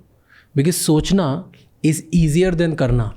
और जब आप लो होते हो, आपको लगता है आपको लाइफ में आगे बढ़ना है, तो आप जब भी ऐसा कुछ कंज्यूम करते हो, ऐसा कंटेंट देखते हो, ऐसी चीज़ पढ़ते हो, ऐसी बातें सुन के प्लान करते हो, आपके ब्रेन को एक सिग्नल मिलता है कि यार कुछ कर लिया मैंने, वाह. तो जब कुछ कर लिया इतनी ईजीली से मिल जाता है ब्रेन को एक सेंटिमेंट, तो ब्रेन बोलता है बहुत बढ़िया ना, अच्छा मोटिवेट हुआ, मोटिवेट किया, ऐसे एक्शन लिया, खुश हो गया, आगे बढ़ो. एंड देन वो लूप में आता है. तो वो एक जगह से दूसरी जगह, एक बुक से दूसरी बुक, एक पॉडकास्ट से दूसरा पॉडकास्ट, एक नेटवर्क आपने बनाने का वो हार्ड, एक इंसान से ट्रस्ट बना के दूसरे इंसान से वो बात ही करते रह जाएगा, एक कॉन्फ्रेंस से दूसरी कॉन्फ्रेंस वो कंज्यूम ही करते रह जाएगा, बट कभी कुछ काम नहीं करेगा. वो एक लूप में फंस जाता है जहाँ पर इसके कनेक्शंस हैं, ज्ञान है, कॉन्फ्रेंसेस है, हर चीज़ है, प्लान आगे बढ़ने का, और वो आगे नहीं बढ़ता क्योंकि वो मोटिवेशन मास्टरबेशन, वो सब आता है बट वो करता कुछ भी नहीं, वो बस मास्टरबेट करे जा रहा है. I'm hearing this term for the first time, but it's absolutely bang on term. और एक सिंपल फ्रेमवर्क है जो इस पॉडकास्ट को सुन रहे हैं, ये हमेशा हम कहते हैं वर्कशॉप्स में कि 3 क्वेश्चन पूछिए after you've read a book or you've attended a conference. कल से आप क्या स्टार्ट करेंगे, कल से आप क्या स्टॉप करेंगे और कल से आप क्या कंटिन्यू करेंगे. Whenever you consume a piece of content, what will you start, what will you stop, what will you continue, and execute it from tomorrow. It's actually very good. Yeah. Very, very good. It's great. पर वो theory सुनी है आपने कि अगर आपको life में आगे बढ़ना, बहुत मोटिवेटेड और आपको जीतना है, तो सराउंड योरसेल्फ विद 5 पीपल. जो ये दुनिया की सबसे वाहियात थ्योरी है. दुनिया की सबसे वाहियात थ्योरी है. Sorry to cut you, but you finish. मतलब 5 लोग जो आपसे बड़े हैं उनको अपने आसपास सराउंड कर लो, क्योंकि उनके एवरेज आप हो, right? That's the theory. That's the thing कि आप अपने से इंटेलिजेंट लोग, अपने से मोर सक्सेसफुल लोगों के साथ घूमो ताकि आप भी उनके जैसे बनो. You are average of 5 people you hang out with. Does that make sense? So that is the theory, but मेरे मुताबिक कंप्लीटली वाहियात थ्योरी है. Here is the reason. समझिए आपको एक D2C एंटरप्रेन्योर बनना है, ठीक है? तो आपने 5 सक्सेसफुल एंटरप्रेन्योर चूज कर लिए and you are surrounded by them. Let us go through each of their profiles. ठीक है. पहला एंटरप्रेन्योर, सक्सेसफुल एंटरप्रेन्योर, अपनी कंपनी से पैसे चुराए. दूसरा सक्सेसफुल एंटरप्रेन्योर, कंज्यूमर को बेवकूफ़ बनाया. तीसरा सक्सेसफुल एंटरप्रेन्योर, ज़िंदगी में कभी 1 रुपया नहीं कमाया, नेक्स्ट 15 ईयर्स कभी नहीं कमाएगा. चौथा entrepreneur, keeps firing people, keeps fighting with investors. 5वां एंटरप्रेन्योर, प्रोडक्ट्स बना रहा है, हर गली नुक्कड़ में जल रहे हैं. Now the problem is they are all successful. They are all successful. The point I'm trying to make. कैसे सक्सेसफुल अगर ऐसे बेकार काम कर रहे हैं तो? They are considered successful. There are names behind each of them. Achha, they are okay. they are considered successful. I didn't take names. Okay. The problem is, and the larger problem is, we all live in what is called echo circles. हम all of us who's listening to your podcast typically belong to India 1. Largely India 1, the top 5%, top 10% of India mostly. तो हम अगर एक दूसरे को सिर्फ वैसे लोगों के साथ सराउंड करेंगे जो हमसे बेटर है, हम असली इंडिया कभी समझ ही नहीं पाएंगे. अगर आपको एंटरप्रेन्योर बनना है, सक्सेसफुल बनाना है, कंज्यूमर ब्रांड मैनेजर बनना है, you have to have friends and you have to meet real people. Next time taxi में जाइए, टैक्सी ड्राइवर की ज़िंदगी के बारे में पूछिए. Surround yourself with the coconut vendor person who is outside your building. उनसे दोस्ती बनाइए, उनकी एस्पिरेशंस के बारे में सीखिए. Next time you speak to the watchman every day. वो असली इंडिया है. अगर आप अपने एको सर्कल में रहेंगे, ये 5 टाइप ऑफ सक्सेसफुल लोग, यू विल बिलीव कि पूरी दुनिया ऐसे ही चलती है and you are looking at a mental health crisis. So it is one of the worst theories to have to do this. Surround yourself with normal people. True, some are achievers, some are other people, but you have to surround yourself with normal people also. That is very very important. मतलब full time इस bubble में रहना is not. Echo chamber बहुत गलत concept है, ये बहुत गलत concept. But sometimes it helps. देखिए, अगर आपको मोटिवेशन चाहिए या आपको लर्निंग चाहिए, आपको वो आजकल कहीं से भी मिलता है. इस पॉडकास्ट से आपको मिलेगा, आपको फादर से मिलेगा, फ्रेंड्स से, कहीं से भी मिल सकता है. You don't have to surround yourself with only those successful people to learn from them. I tell you what, मैंने actually I am not even old enough but I can talk about.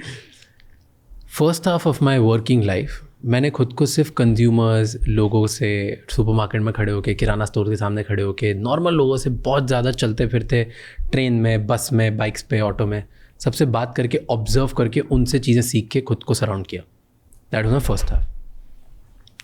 My second half of life मैं surround करता हूँ खुद को बहुत सारे entrepreneurs से, बहुत सारे लीडर्स से, बहुत सारे इम्पॉर्टेंट पॉलिटिशियन से या सेलिब्रिटी से, राइट? लाइक जो टॉप 1% अचीवर्स. मैं कोशिश करता हूँ कि मैं एक्सपर्ट्स के साथ घूमूँ, उनके साथ अंडरस्टैंड करूँ. एंड नाउ थर्ड फेज अभी मेरी लाइफ का स्टार्ट हो गया since last 1.5 year, which is जहाँ पे मैं किसी को, अपने आप को सराउंड ही नहीं करता किसी से. I am alone. मैं सराउंडेड हूँ bye my employees and my family. मेरे को और किसी से मतलब ही नहीं है.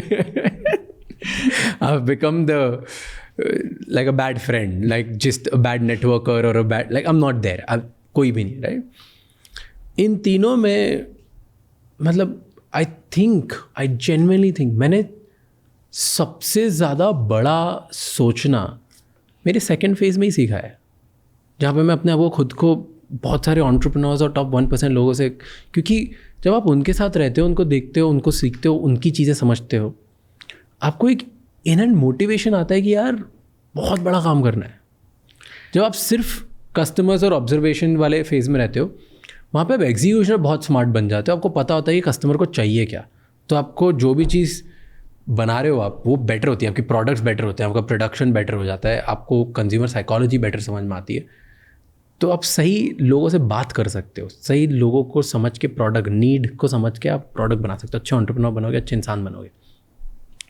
पर उसमें ना उसी में ही रह जाते हो कि हाँ ओ वाह, इस कस्टमर को दिया मैंने, इसको बहुत मज़ा आया, ग्रेट, अब मैं और को देता हूँ, बस दैट्स इट। आप उधर से निकल के बड़े लेवल पे सोचते ही नहीं हो। So here is a difference. So जो आप अपनी जर्नी डिस्क्राइब कर रहे थे, अगर आपने वो पार्ट 1 नहीं किया होता ना, पार्ट 2 आपको कभी चमकता ही नहीं। Agreed, that was foundational, bang on. अगर आपको कल रैंडमली कोई आके बोलता है ना, आपको वो पार्ट 2 चमक रहा है क्योंकि पार्ट 1 आपका बहुत सॉलिड है, and you had a family business, आप soap business, all of that you understood. Agreed. Without this is useless. That's point 1। Point 2, अगर आप देखेंगे कि you don't need to spend a lot of time with such people. A lot of these thoughts, very interesting thoughts, ये books में हैं। अगर a lot of this जो आप स्टीव जॉब्स की बायोग्राफी पढ़ेंगे तो a lot of this thing is बोल चुके हैं। A lot of insightful comments you hear in podcast today, he said it in his book.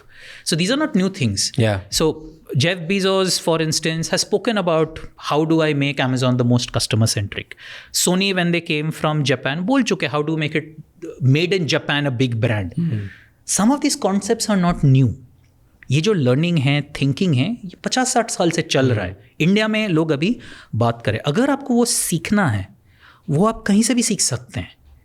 Steve Jobs की biography में, if you just pick up any Steve Jobs biography, ये सब लिखा हुआ है। How do we make Apple this, how do we make Apple that. आप उसको copy कीजिए, that is good enough. The risk that happens is, अगर आप सिर्फ हाइपर अचीवर्स के साथ सराउंड करेंगे, generally every hyper achiever has a negative personality, generally that's how they have become.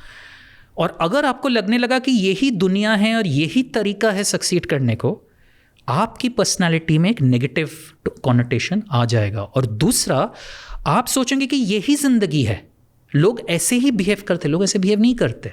So true. लोग ऐसे बिहेव, नारियल वाला जो बिहेव करता है वो असली इंडिया है। और जब तक इन योर लैंग्वेज, जब अगर वो पार्ट 1 आप समझते ही नहीं ना, ये पार्ट 2 आपको चमकता ही नहीं। So true, so true. मैं नेटवर्किंग की वैल्यू मेरी लाइफ में कम हो गई थी जब मैं एक्चुअल समझने लगा नेटवर्किंग की वैल्यू। क्योंकि जिस इंसान के पास डेप्थ नहीं है, जिस इंसान को खुद को कुछ नहीं आता और उसमें खुद में दम नहीं है, औकात नहीं है उसकी, उससे कोई नेटवर्क नहीं करना चाहता, वो कितने नेटवर्क इवेंट में चले। करेक्ट। सो पार्ट 2 में सही लोग मुझे एंटरटेन इसलिए करते थे क्योंकि पार्ट 1 मेरा स्ट्रॉन्ग इतना सॉलिड था। अनदर साइड टू इट, ये मैं बहुत लोगों को बोलता हूँ नेटवर्किंग के बारे में। पहले ना मैंने मेरी large part of my life I spend doing 10 years तक मैं करता था कि reach out to 1 person a day every day। मैं रोज़ मिलता था, एक किसी नए इंसान से सीखता था। इसकी वजह से ही मेरे मेंटर्स बने हैं, इसी वजह से मेरे गेस्ट बने हैं, फ्रेंड्स बने हैं लोग, मेरे इन्वेस्टर्स ऐसे, लाइक बहुत सारी चीज़ें मेरी लाइफ में, रिलेशनशिप्स ऐसे स्टार्ट हुई, सब ऐसे हुआ है, राइट। तो मैं बिलीव करता था इसको बहुत टाइम तक। And then so I was a huge believer of building the human network. And the more I learned about it, I lost faith in building the human network. कि आपको लोगों से बात करना ज़रूरी है इनसाइट के लिए, नेटवर्क बनाने के लिए नहीं, फोर्स करने की ज़रूरत नहीं है। तो अगर आप अकेले भी हो and if you don't have anyone, you can still win. And यहाँ पर एक प्रिंसिपल मुझे हेल्प करता है, जहाँ पे लोग बोलते हैं यार फिर हम सीखें कैसे, आगे कैसे बढ़ें, सही जगह कैसे जाएँ, क्या करें, किन से। तो Charlie Munger, who was Warren Buffett's partner, right, वो उनका एक बहुत बढ़िया प्रिंसिपल है। वो बोलते हैं become friends with the dead, and I love it. He is like कि तुम बात कर रहे हो कि तुम्हें ना देश की इकोनॉमिक्स समझने के लिए बड़े इंसान के साथ बैठना उठना ना ज़रूरी है। क्यों यार, जिसने इकोनॉमिक्स बनाई है देश की, जो एक्सपर्ट था, जो मर गया, जिसने करके लिख दी ना उसकी किताबें, और उसके बारे में बात करो और फिर सोचो वो कैसा सोचता है सिचुएशन में।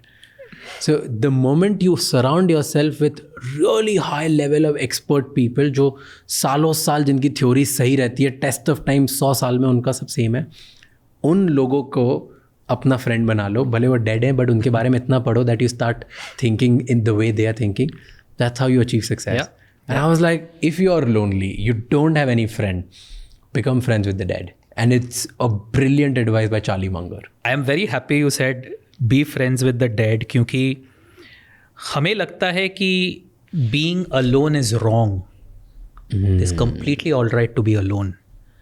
Being alone is completely okay. There is nothing wrong. You connecting with yourself or the power above, perfectly all right. And that is the future for a lot of people. But लोग alone रहने को confuse करते हैं loneliness से. That is देखिए, loneliness आजकल बहुत loaded word बन गया है. लोनलीनेस बहुत लोडेड वर्ड बन गया है. अलोन का मतलब है मैं खुद में काबिल हूँ और सक्षम हूँ. लोनलीनेस है कि मैं अकेला हूँ बट मुझे किसी दूसरे पर्सन की ज़रूरत है. स्लाइट नुआंस है. I can be alone and happy because I don't need another person. Me and God is good enough. Lonely is I am alone but I am unhappy because I need another person. तो दोनों में अलग है. Loneliness obviously बहुत बड़ा problem आजकल है. There is no doubt. जो रिसेंटली एक गैलप पोल आया था कि स्पेशली मेंस लोनलीनेस की 1/3 or 1/4 of people consistently feel lonely. There was one more stat I read कि 1 in 6 men have 0 friends. It was a stat that came out, I think a Gallup poll it came out, that 0 friends, 1 in 6 men across the world. Unbelievable statistic. 1 in 5 men consistently report feelings of loneliness every week. तो ये एक problem है, एक बहुत बड़ा problem है. And it is there was another statistic I read by World Health Organization that 1 day of loneliness is equal to 15 cigarette. 1 day of loneliness is 15 cigarette. So you damage your body and yourself that much. और अगर ये दिल्ली में हो रहा है जहाँ pollution ज़्यादा है, तो 1 day of loneliness is 30 cigarettes. तो 1 day of loneliness is 15 cigarettes. Very, very scary. But it is wild. Yeah. And men loneliness तो बहुत तेज़ी से बढ़ते जा रही है. Yeah. Why do you think that's a reason? You know, I was reading that इतने सारे men को alexithymia होते जा रहा है. You know alexithymia, right? कि men find it difficult कि उनको पता ही नहीं होता है कि वो कोई एक सर्टन इमोशन फील कर रहे हैं, फिर उसके बारे में एक्सप्रेस कैसे करते हैं और उसे डील कैसे करते हैं. उनकी एबिलिटी ज़िंदगी में इमोशंस को पहचानने में, एक्सप्रेस करने में ख़त्म हो जाती है, क्योंकि बचपन से उन्हें कोई रिकग्नाइज करना ही नहीं सिखाता. एंड इसी की वजह से मैन सफ़र करते हैं, उन्हें पता भी नहीं क्यों सफ़र कर रहा हूँ. इसकी वजह से वो लोनली होते जा रहे हैं, उन्हें पता भी नहीं क्यों लोनली हो रहा हूँ. उन्हें यही नहीं पता कि उनकी जो प्रॉब्लम है उसको सही तरीक़ों से डिस्क्राइब कैसे किया जाए. एंड वो अकेले सहते जा रहे हैं एंड देन प्रेशर बनते जाता है, स्ट्रेस बनते जाता है, और फिर उनके बिहेवियर में रिफ्लेक्ट होता है. सामने वाले को लगता है कि यार ये इंसान इरिटेटिंग क्यों हो गया, पागल क्यों हो गया, या अकेले में चुपचाप क्यों हो गया, इसका पावर क्यों लूज़ हो गया. क्योंकि उसे एक्चुअली ये पता ही नहीं है कि वो कैसे अपनी एक प्रॉब्लम सॉल्व करे. और उसके ऊपर फिर एक से एक पूरी सोसाइटी की प्रॉब्लम देते जा रहे हो आप. उसके ऊपर आज भी कितनी भी बात करो, जेंडर रोल्स के शोल्डर है कि अगर उसको घर से निकलना है और वो निकला है तो उसे काम करके कमा के ही घर आना पड़ेगा. मैन टाइम पास करने नहीं जा सकते घर से बाहर. It's not allowed, it's not accepted in the society. तो अगर तुम लड़के हो तो तुम्हारे पे ये प्रेशर है कि तुम्हें उठ के बाहर जाके फील गुड के लिए नहीं जा सकते. तुम्हें काम करना है तो तुम्हारे पे ये प्रेशर है. फिर घर आके सोशल कंपैरिजन का प्रेशर है कि तुम्हारे दोस्तों ने तो ये कर लिया, या तुम्हारे माँ बाप ने ये कर लिया, या दूसरे लोग कितने अच्छे से कर रहे हैं, या दूसरों की फैमिलीज देखो कितना कर रही है, छोटा भाई बड़ा भाई कैसा कर रहा है, कंपैरिजन. फिर तीसरा प्रॉब्लम है कि इमोशनल गिल्ट, कि माँ बाप कैसे भी हो, कुछ भी हो, फैमिली कैसी भी हो, कहीं से भी है, तुम्हारे ऊपर ही लोड है इसको आगे ले जाने का, राइट. तो उसके पास इतने प्रेशर्स हैं. एंड अब चौथा उसके बड़ा प्रॉब्लम बन गया कि दोस्ती नहीं है. और इन सब प्रॉब्लम्स होने के बाद द पर्सन, मतलब मैन को पता भी नहीं है कि यार मैं कैसे मेरे इमोशंस रिवील करके लोगों को बताऊँ, फिर जाके बॉस अलग गालियाँ देता है. So I have massive empathy for so many man कि इतनी सारी बैटल्स हम अकेले में सफ़र कर रहे हैं ना, और किसी को पता भी नहीं है. मैंने कहीं तो लिखा था कि men have never had it as bad in history as they have it now. 1 in 5 report consistent loneliness. 1 in 6 have no friends. अगर आप लाइफ में देखेंगे, there's I think a famous stand-up comic in the US said that a man is loved conditionally if a man earns money. Very famous quote. कि अगर एक 25 साल का लड़का पैसा नहीं कमाएगा, सोसाइटी क्वेश्चन करेगी तू जी क्यों रहा है। 27 साल का लड़का अगर इनफ पैसे नहीं कमाएगा, उसकी शादी नहीं होगी। तो man it is very very difficult. और इसके बहुत सारे, आपने राइट पॉइंट किया कि एक है gender roles. Man are told कि आप स्टॉइक रहो, जो भी प्रॉब्लम है बात मत करो। एक तो है वो जेंडर रोल है। एक है there is a chemical thing also, जैसे विमेन हैव ईस्ट्रोजन, और उसकी वजह से क्या होता है, बिकॉज ऑफ ईस्ट्रोजन आप वर्ड्स बेटर यूज़ कर सकते, you have more emotionally mature.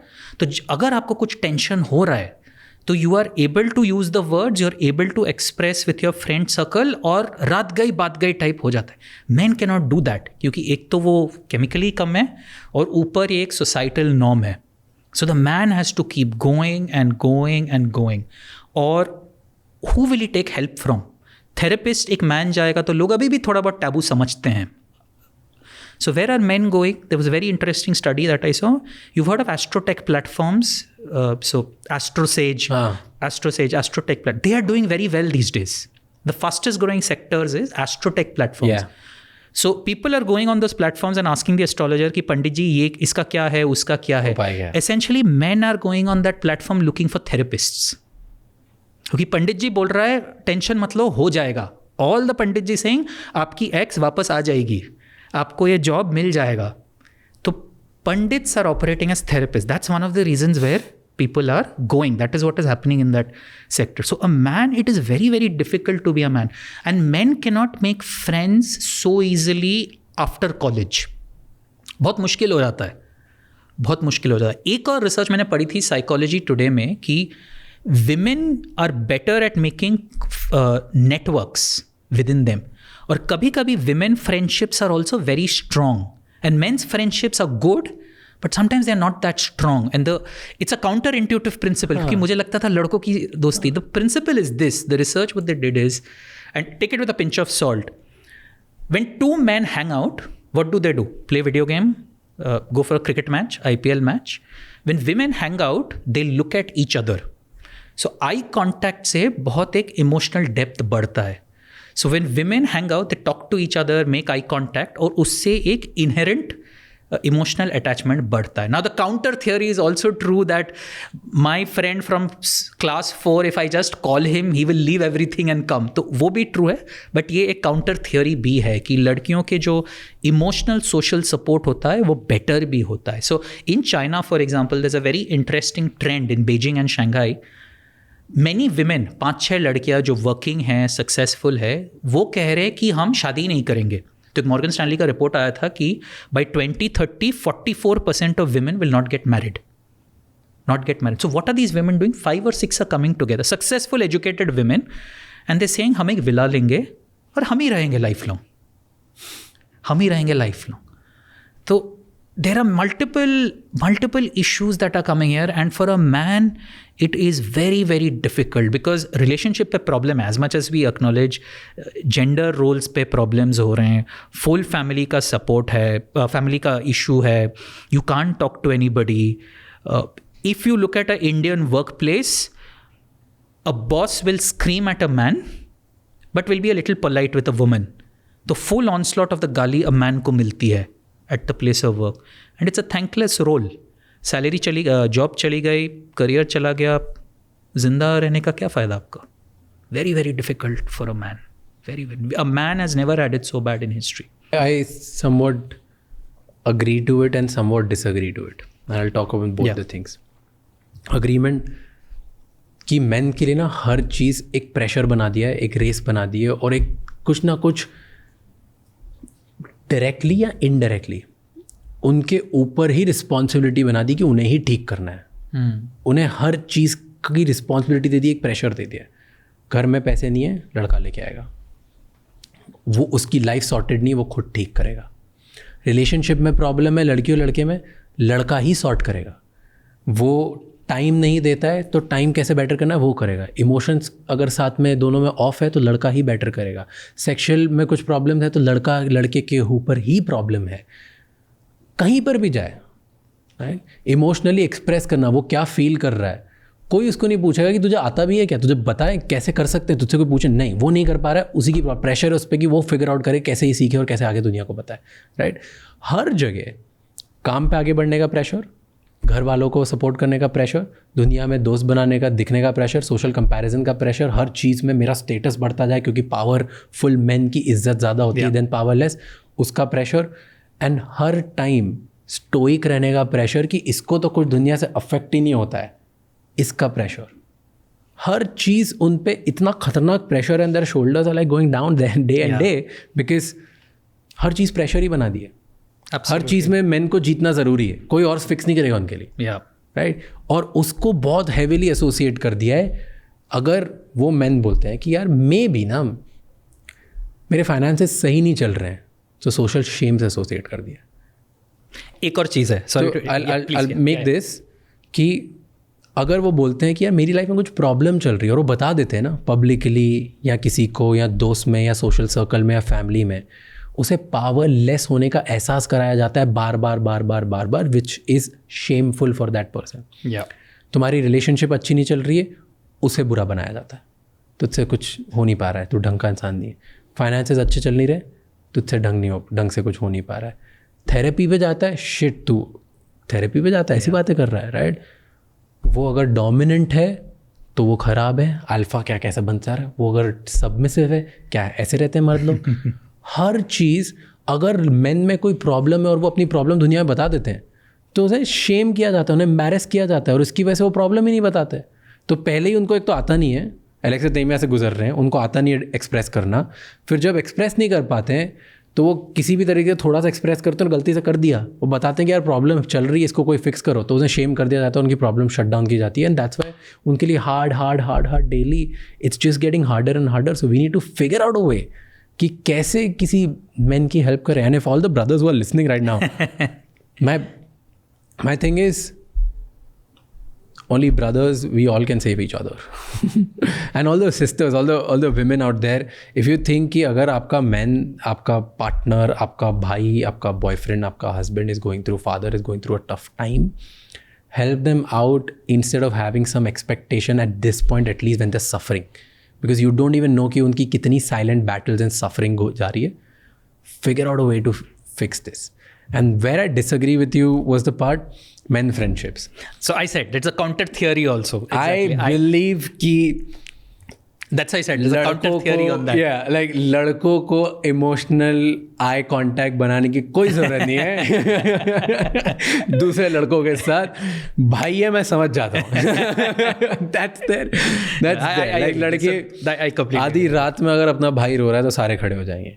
That I agree. लड़के men friendship is लड़के साथ में टाइम अगर स्पेंड करते हैं ना, वही थेरेपी है।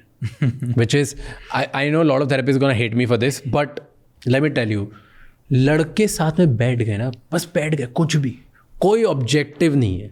अगर वो वीडियो गेम खेल रहे हैं या टाइम पास कर रहे हैं, पॉलिटिक्स की बात कर रहे हैं या लड़कियों की बात कर रहे हैं, दारू की बात कर रहे हैं, या बैठ के सिर्फ पुराने ज़माने की बात कर रहे हैं, या फ्यूचर में फालतू बात करो, भाई एक दिन ऐसा होगा, बकवास कर रहे हैं, वो सब उनके लिए एक थेरेपी जैसे एक्ट करती है। एंड वो उनका बॉन्ड बना देती है। उनको एक्चुअली जो emotional needs and emotional bonding के जो टूल्स होते हैं ना, वो करने की ज़रूरत नहीं। I don't know how this works, पर जस्ट बिकॉज आपने किसी को मान लिया ना वो भाई है, डजेंट मैटर आप उसके साथ एक दिन बिताओगे साल में या 2 साल में, एक दिन बिताओगे, रोज़ टाइम बिताओगे, वो भाई है, मतलब वो भाई है, और बहुत स्ट्रांग हो जाती है। Like you get a sense of purpose, you get a sense of responsibility, and you get a sense of service कि इसके लिए खड़ा रहना है। ऑल्सो समटाइम्स जब लड़के मिलते हैं एक दूसरे को रोस्ट करते हैं, और वो रोस्टिंग का बहुत बेनिफिट है। Yes. क्योंकि अगर मेरा प्रॉब्लम है कि मेरा प्रमोशन नहीं हुआ, मेरे 4 दोस्त मेरे ऊपर इतना हंसेंगे कि एंड ऑफ द डे वो इशू ही ख़त्म हो जाएगा। सो men have a way to reduce issues in a way through therapy. The one point I wanted to add is एक और रीज़न प्रॉब्लम हो रहा है कि अगर आप देखेंगे मीडिया में, there is a demonization of men that is going on. US में एक सोशल मीडिया ट्रेंड है, टिकटॉक पे अगर आप जाएंगे, if you search for men should die hashtag, ridiculous number of hits आ रहे हैं। If you go to random people on the street in the US and say do you believe men should die, बहुत लोग बोलेंगे yes yes, lot of women will say yes men should die, men should die. What value are they adding? तो ये जो demonetisation चल रहा है, and you should check this out on TikTok if you have access, is very very scary. And then if you think of a man's perspective, जब वो India में रहता है वो सोचता है कि ये सब तो चल ही रहा है, आगे जाके फैमिली बनाऊंगा, लॉ तो मेरे फेवर में है नहीं, इतने सारे नेगेटिव स्टोरीज जो चल रहे, law is against me, the model is against me, and all these pressures that are on me, I can not talk to anybody. It is a huge problem. So आपने जो कहा कि friends meeting is very important, मैं तो कहूँगा कि आपको you have to turn to spirituality at some point. आपको कोई देखने नहीं वाला, थोड़े दोस्त मिल जाएंगे, माँ बाप मिल जाएंगे, till your parents are there they will look after you. आपको अकेले ही इस रास्ते पे चलना है. जब एक स्टैंड अप कॉमिक ने कहा था men are loved conditionally, it is a very good insight. आपको अकेले ही इस रास्ते पे चलना है.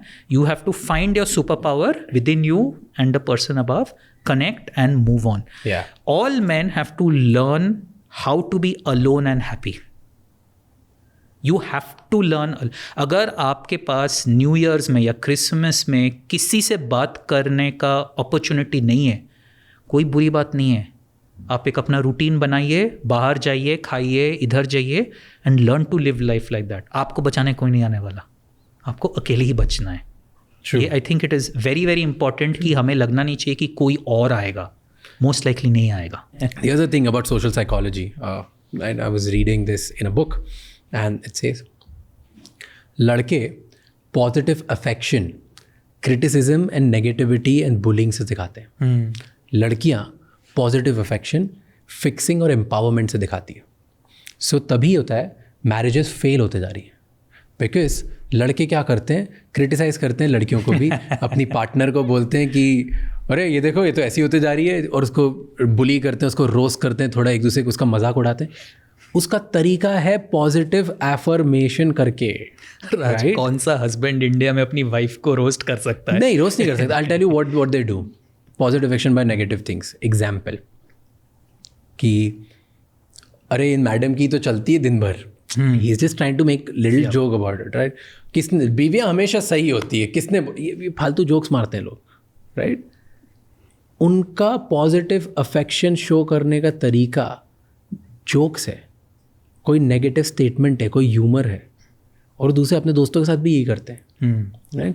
वो अपने दोस्त को, अगर उनका दोस्त थोड़ा फैट है तो वो मोटा करके ही बुलाएंगे, वो प्यार से बुलाएंगे. कोई और बुलाएगा तो उसको फोड़ देंगे, राइट. बट वो अपने दोस्तों को ऐसे ही बुलाएंगे. एंड द सेम थिंग, वो कभी कभार वो बोलना भूल जाते हैं, तो वो अपनी गर्लफ्रेंड के साथ भी वही करते हैं, फिर वाइफ के साथ भी वही करते हैं. That's how they get affected. And similarly women love when they tell other women कि ओके आज तेरा मेकअप अच्छा नहीं है, ये नहीं है, तो यहाँ से सही कर दे, वो सही कर दे, तो they improve each other a lot. But when they try to do the same thing in relationships, it becomes a problem. लड़कों को लगता है हमेशा यार कुछ ना कुछ सही करने की कोशिश कर रही है, इसको दिक्कत ही मेरे से ज़िंदगी में, हर चीज़ कि यहाँ पे चीज़ यहाँ रख दो, यहाँ पे चीज़ यहाँ कर दो. women fix each other very well, very very nicely, because they empower each other, they tell each other, they improve their habits. So this was a thing which कि लड़कियाँ हर किसी को नहीं जाके ज्ञान देगी, वो अपनी दोस्तों को ज्ञान देगी जिनसे उनको फ़र्क पड़ता है. So their positive affection show करने का तरीका is empowering and making other person better. And लड़कों का पॉजिटिव अफेक्शन शो करने का तरीका होता है by negative roast and criticisms. Interesting. And that I was reading, I was like, this makes sense. I've seen it. Tell me something just on. तो ये तो यूनिवर्सल ट्रूथ है, मतलब सेंचुरीज से ये बिहेवियर हुआ हुआ, ऐसा नहीं है last 10 years. So why are marriages breaking now? ये तो across centuries this behavior has been there. So it's not a last 10 year flow. So why are marriages breaking now then? Why are marriages more unhappy now? Is it because of social media? Is it because of unfulfilled expectation? I don't know, but I don't know much about it. But here's my personal learning or observation.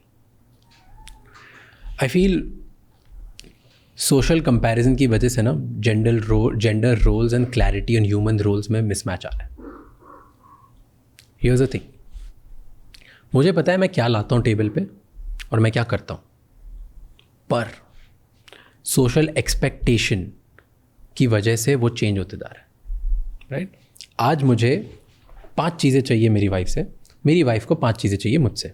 Example, तो आई am not married, I am just telling you this based on observation, right. तो मेरी wife को मुझसे 5 चीज़ें चाहिए और मुझे मेरी वाइफ से 5 चीज़ें चाहिए. ये हम क्लियर थे पहले, ये मेरे रोल्स हैं.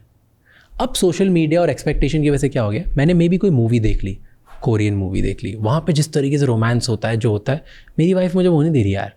जो 5 चीज़ें वो तो दे रही है, जो मुझे एक्चुअल चाहिए मेरी लाइफ में पार्टनर होने की, जो जिस चीज़ को कंपैटिबिलिटी बोलता हूँ, जिस चीज़ को मैं लव बोलता हूँ, जिस चीज़ को बोलता हूँ कि मेरा पार्टनर सपोर्टिव है, वो सब हो रहा है। पर ये फॉल्स एक्सपेक्टेशन, क्योंकि अब मैं रोज़ वो के ड्रामा देख रहा हूँ, मेरे पास वो है, वो मेरी वाइफ नहीं दी मुझे। सेम मेरी वाइफ वो जाके कुछ और देख रही है, वो नहीं मिल रहा, ठीक है। Then you go to another some party something, वो लोग अलग 5 रील देख के आए, उसकी वजह से फिर उसके हस्बैंड ने कुछ कर दिया, your husband is not doing it, that's a problem. Then maybe कोई बोलता है कि मोटिवेशन मिसमैच आजकल बहुत ज़्यादा हो गया, कि आज तक आप दोनों बहुत क्लियर थे कि आप क्या करते हो, all of a sudden wife को प्रॉब्लम होने लगे कि मेरा हस्बैंड इतना एम्बिशियस नहीं है, वो काम नहीं करता है, तो I need to marry someone who is more, और I need to be with someone who is more ambitious और मोर पावरफुल। तो मेरे को हस्बैंड को प्रॉब्लम होने लगी, यार मेरी वाइफ तो कुछ करती ही नहीं है, she is not social enough, तो मेरे को ऐसा चाहिए जिसको जो मैं सोशल लेके जा सकूँ, पार्टी में लेके जा सकूँ, who is interesting enough. All of this comes from content, social expectations, comparison, and lack of clarity in who you are and what you want. Interesting. Is my opinion and observation. I can be wrong. Here's what I've seen in people. उन्हें ये नहीं पता कि वो खुद कौन है, उन्हें ये नहीं पता उन्हें क्या चाहिए, उन्हें ये नहीं पता कि वो क्या एक्सपेक्टेशन करते हैं, और उन्हें ये नहीं पता कि वो क्या देना चाहते हैं। हो सकता है, I'm just adding, and my sample size is only me and my friends and immediate circle. Same जो मेरा sample size है. So I think एक एक्चुअली हार्वर्ड का स्टडी निकला था कि what is the key to a successful marriage. The number one factor was friendship. Good friends will tend to get married, stay married for a long time. I think what happens with social media, जो आप कह रहे हैं कि men start looking at excessive beauty because of social media and women start looking at excessive resources. Man के पास ambition होना चाहिए, पैसा होना चाहिए, resource होना चाहिए, woman should be beautiful. And they're not pursuing friendship as the central driver, but they're pursuing glamour. And So true. That is where that's what I was getting at. Social comparison was the thing. Social comparison. I think that is exactly what is happening. That's why you see so many celebrity couples that are not working, because the man has gone for beauty, the woman has gone probably for money. And that is why it is breaking. Long term में वही शादी टिकती है जहाँ पे friendship है, जहाँ पे friendship है, अप्स एंड डाउन्स होते हैं बट टिक जाती है। बट अगर आप फ्रेंडशिप के बेसिस पे पार्टनर नहीं सिलेक्ट करेंगे तो शायद it's not going to work out. So American psychology, नहीं, अमेरिकन सोसाइटी ऑफ साइकोलॉजी और अमेरिकन जर्नल ऑफ सोसाइटी, उनका साइकोलॉजी का एक बहुत बड़ा कोई डिपार्टमेंट है, उन लोगों के according more than 67% of men feel higher status when they have the most beautiful women in the room right next to them. So that's why more and more men are actually not choosing a person of value. They're choosing a person of beauty and status. And more than 50% of women feel powerful when their man is the most powerful person in the room. And that's why more and more women are not looking for a man who's good for them. She's looking for a man who's more powerful, so that when she goes in the room and this social world, she starts feeling powerful. और ये basic evolution है। Man runs after beauty, women runs after resources. और ये caveman type से चल रहा है, क्योंकि तब क्या था, a women wanted protection, caveman time. तो बेसिक एवोल्यूशन है। So you wanted a strong man, ताकि रात को शेर आ जाए तो आप मुझे प्रोटेक्ट कर पाओ। और मैन को चाहिए था कि they wanted to be the alpha male, and they became the alpha male by having the most beautiful women. Absolutely. हाँ, एंड इसकी तो ये हमेशा से चलता है और इसमें कोई प्रॉब्लम नहीं है।